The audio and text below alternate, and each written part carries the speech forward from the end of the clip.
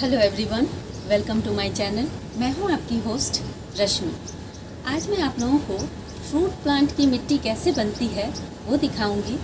और जब हम मिट्टी अच्छी बना लेते हैं तो प्लांट से रिलेटेड 80% प्रॉब्लम्स दूर हो जाती हैं। तो चलिए चलते हैं हमारी वीडियो में। यहाँ मेरे पास एक मौसमी का प्लांट है जिसकी मिट्टी आज मैं प्रिपेयर करने जा रही हूँ।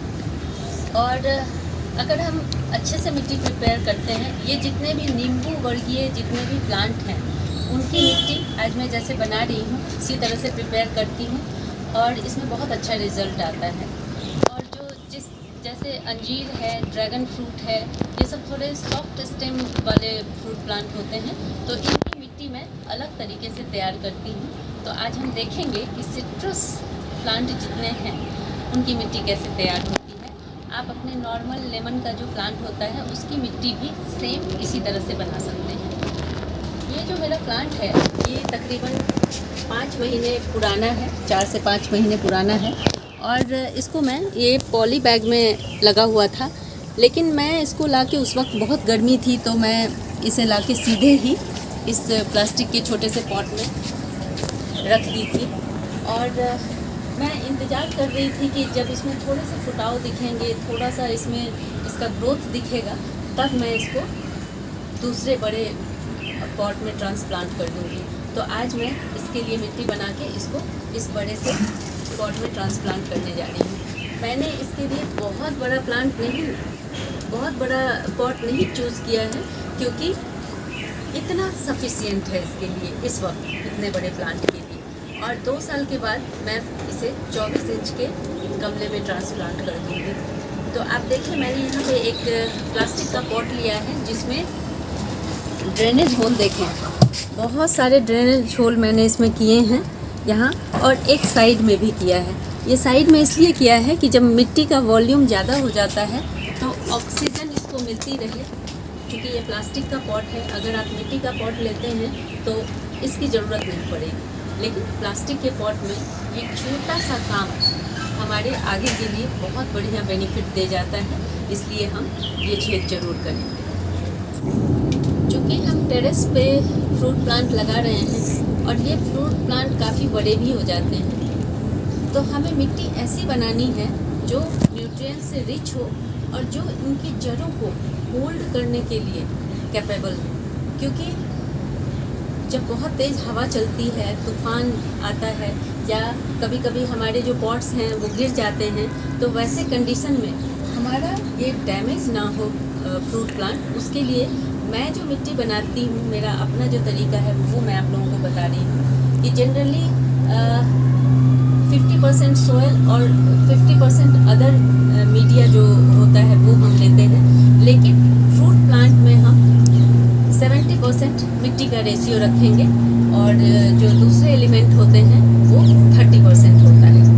ये बस इसीलिए किया जाता है ताकि मिट्टी इतनी भी भुरभुरी ना हो जाए कि वो हमारे बड़े प्लांट को होल्ड ना कर पाए। तो देखिए मैं इसमें क्या क्या मिक्स करती हूँ। आप मेरी मिट्टी देख रहे होंगे, ये मेरे पुराने पॉट से निकाली हुई मिट्टी है। बहुत ही भुरभुरी ऑर्गेनिक मटेरियल से रिच मिट्टी है, जिसमें आप ये छोटी छोटी डंडियाँ भी देख सकते हैं। ये मेरी मिट्टी कुछ ऐसी ही रहती है हमेशा। और एक पार्ट मैंने ये लिया है, करीब 70% के करीब मेरी मिट्टी है, और यहाँ मैंने 20% के करीब ये काउडंग कंपोस्ट लिया है। ये देखें, ये अच्छी सड़ी हुई कंपोस्ट लें, ये हमारे मिट्टी को इनरिच करती है। और अगर आपके पास काउडंग कंपोस्ट ना हो तो आप वर्मी कंपोस्ट दे सकते हैं, ये मेन चीज़ है। उसके बाद जो मैं अपनी मिट्टी में डालूँगी वो है ये चाय की पत्ती का खाद, जो मैं अक्सर बना के रखती हूँ। इसमें एगशेल भी मिले हुए आपको दिख रहे होंगे, मेरी वीडियो पे इसका लिंक है, आप ज़रूर देखें उसको कि कैसे ये बनता है। अगर आपके पास ये खाद नहीं हो तो आप सिंपल एक बड़े चम्मच नॉर्मल जो चाय की पत्ती होती है, फ्रेश चाय की पत्ती, वो ले सकते हैं। क्योंकि मैं ये सिट्रस फ्रूट प्लांट लगा रही हूँ, इसलिए चाय की पत्ती मिट्टी को थोड़ी सी एसिडिक कर देता है और वो हमारे सिट्रस फ्रूट प्लांट के लिए बहुत अच्छी मानी जाती है। इसलिए हम इसमें चाय की पत्ती ज़रूर मिलाएंगे। और ये देखें, ये है बोन मील। बोन मील से सारे जो कैल्शियम और मैग्नीशियम और भी बहुत सारे एलिमेंट होते हैं वो फुलफ़िल हो जाते हैं।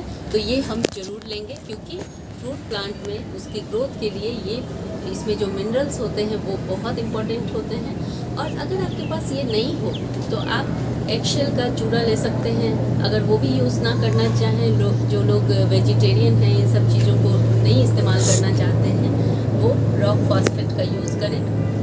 अगर आपके पास रॉक फॉस्फेट भी ना हो तो आप थोड़ा सा लाइम का यूज़ कर सकते हैं, लेकिन इनकी क्वांटिटी थोड़ी रखें। जैसे आप देखें, यहाँ पे मैंने एक बड़े चम्मच लिया है, इससे ज़्यादा ना लें। उसके बाद जो इम्पॉर्टेंट चीज़ है वो है लकड़ी की राख। ये लकड़ी की राख, पोटेशियम इसमें बहुत ज़्यादा मात्रा में होता है और इसमें कुछ ऐसे एजेंट भी होते हैं जो कीड़े मकोड़ों से आपकी मिट्टी को सुरक्षित रखेंगे। ये बहुत बढ़िया चीज़ है, लेकिन बढ़िया होने का मतलब ये नहीं है कि इसको ज़्यादा यूज़ करना है। इसमें सावधानी बरतनी है, क्योंकि अगर ये ज़्यादा आपकी मिट्टी में होगा तो आपकी मिट्टी को एल्केलाइन बना देगा, जो कि सिट्रस फ्रूट को बिल्कुल नहीं चाहिए। हम इसकी मिट्टी को एसिडिक बना रहे हैं, लेकिन अल्कलाइन मिट्टी बिल्कुल नहीं चलेगी। इसलिए आप इसका ध्यान रखें। एक बड़े चम्मच से ज़्यादा आपको राख नहीं मिलाना है। आपको एक चीज़ दिखाती हूँ, देखें ऑर्गेनिक मिट्टी का कमाल क्या होता है। आपके मिट्टी में केंचुए होंगे और देखें केंचुए के एग, छोटे छोटे केंचुए, ये कितने सारे मेरे हाथों पे हैं। ये बहुत छोटे हैं अभी, लेकिन आपकी मिट्टी में इसका आना ही बहुत इम्पॉर्टेंट होता है। ताकि इससे पता चलता है कि आपकी मिट्टी ऑर्गेनिक मैटर से रिच है और बहुत बढ़िया है। ये देखिए 3 मैंने पकड़ा है अभी। जब हम मिट्टी प्रिपेयर करते हैं तो उसमें नीम खली डालना बहुत इम्पॉर्टेंट है, लेकिन इसकी भी मात्रा बहुत ज़्यादा नहीं डालें, क्योंकि कुछ भी हो मिट्टी में इतने सारे माइक्रोब्स होते हैं, तो बहुत ज़्यादा मात्रा होने पे वो भी मरने लगते हैं तो नीम खली के इम्पैक्ट से। तो देखें, मैं इतने सारे में तकरीबन अंदाजे से 1 मुट्ठी के करीब मिला दूँगी भर के।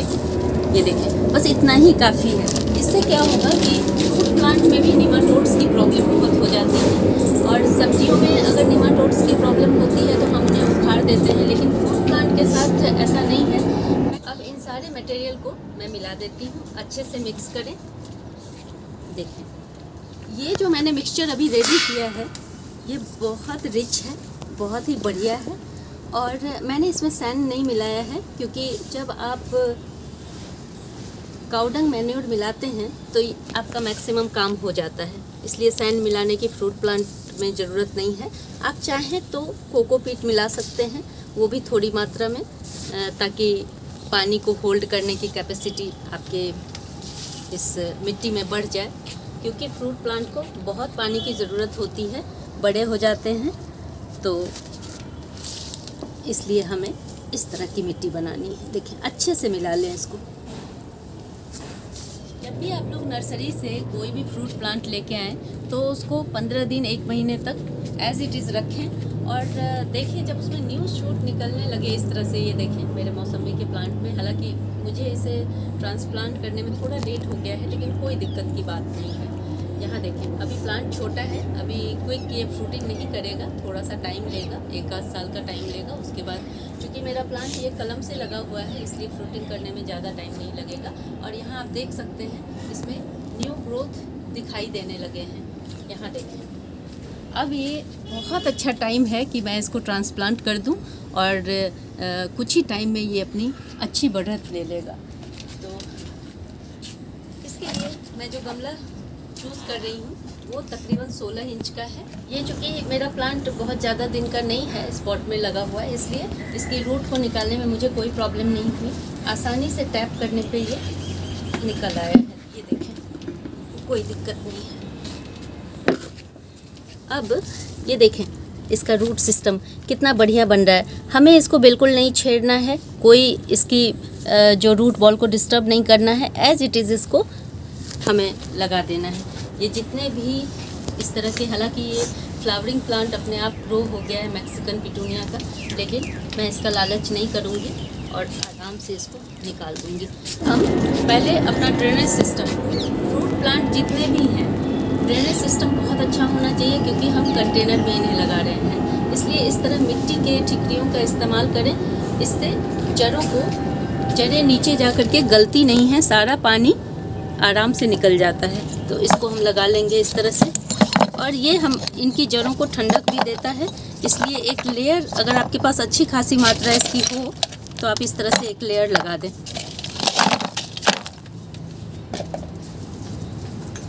देखें, आप चाहें तो 1 इंच भी इसको डाल सकते हैं अगर आपके पास ज़्यादा हो तो। अब इसके बाद जो मेन पॉइंट आता है वो है, मैं इसमें, चूँकि ये बहुत बड़ा कंटेनर है, ज़रूरी नहीं है आप लोगों के पास मिट्टी हो ही, तो आप सूखे पत्ते या फिर जो अपना गार्डन वेस्ट है उसका इस्तेमाल कर सकते हैं इसको थोड़ी दूर तक फिल करने के लिए। तो उसके लिए यहाँ देखिए बहुत सारे गार्डन की जो मैंने ट्रिमिंग की थी उसके पत्ते हैं ये, उसको हम नीचे में डाल देंगे। ये टाइम के साथ साथ डिकम्पोज हो जाते हैं और न्यूट्रिएंट्स भी प्रोवाइड कराते हैं। बहुत अच्छा सोर्स है। और चूँकि हम लोग टेरेस गार्डनिंग करते हैं तो उसके लिए हमेशा मिट्टी इतने वॉल्यूम में अवेलेबल हो पाना थोड़ा मुश्किल होता है, लेकिन इस तरह से हम बहुत अच्छी और इनरिच मिट्टी बना सकते हैं। अब हमें थोड़ा सा 1 लेयर मिट्टी की डाल के अच्छे से इसको प्रेस कर देना है, ताकि नीचे जो हमने गार्डन वेस्ट डाला है वो अच्छे से प्रेस हो जाए और वहाँ एयर पॉकेट ना बने। इसलिए ये काम बहुत ज़रूरी है। 1 लेयर आप इस तरह से कर दें, उसके बाद नॉर्मली हम मिट्टी डाल देंगे। अच्छे से प्रेस करें इसको। अब हम इसमें अपना प्लांट डालेंगे। देखें, बिना रूट बॉल को डिस्टर्ब किए हुए सीधी रखें इसे, और चारों तरफ मिट्टी को अच्छे से टैप करते हुए हम सेट कर देंगे मिट्टी को। और हमें इसे, जब हमारी मिट्टी सेट हो जाए, हमें इसमें पानी डाल देना है और इसको 10 दिन के लिए आप सेडी प्लेस पे डाल दें और फिर आप धूप में आराम से रख सकते हैं, क्योंकि हमने इसके रूट को छेड़ा नहीं है, इसलिए कोई प्रॉब्लम नहीं है। अगर आप लोग इसी तरह से मिट्टी बनाते हैं तो देखें उसका रिज़ल्ट मेरे पीछे ही आप देख सकते हैं। ये मेरा चेरी का प्लांट चौथी बार फ्लावरिंग कर रहा है और आप इसके रिज़ल्ट देखें। ऊपर भी मैं आपको दिखा दूँगी, ये भर भर करके चौथी बार फ्रूटिंग कर रहा है। बहुत बढ़िया प्लांट का ग्रोथ है। तो मिट्टी अच्छी बनाएंगे तो सारे प्रॉब्लम से दूर हो जाएंगे और बहुत बढ़िया रिज़ल्ट मिलेगा। एक और इंटरेस्टिंग चीज़ दिखा रही हूँ, यहाँ देखें, यहाँ चिड़ियाँ इसे इतना पसंद करती हैं, इन चेरी प्लांट को। मेरे सामने ही, कोई फ़र्क नहीं पड़ता, उन्हें खाती रहती हैं और सारी चेरियाँ वही खाती हैं। और इसमें चौथी बार चेरी आई है और आप देख सकते हैं कि गुच्छे गुच्छे में लगी हुई है। फ्लावरिंग भी बहुत ज़्यादा है। ये कंटिन्यूस इसी तरह से चलती जा रही हैं। तो अच्छी मिट्टी बनाने का यही रिज़ल्ट है। इसलिए आप लोग इसी तरह से मिट्टी बनाएं, आपका फ्रूट प्लांट स्वस्थ रहेगा और अच्छे से फ्रूटिंग करेगा। अगर आप लोगों को मेरी ये वीडियो पसंद आती है तो प्लीज़ इसे लाइक, शेयर एंड सब्सक्राइब करना ना भूलें। बेल बटन को ज़रूर दबाएं। Leave nature, love nature. Thank you.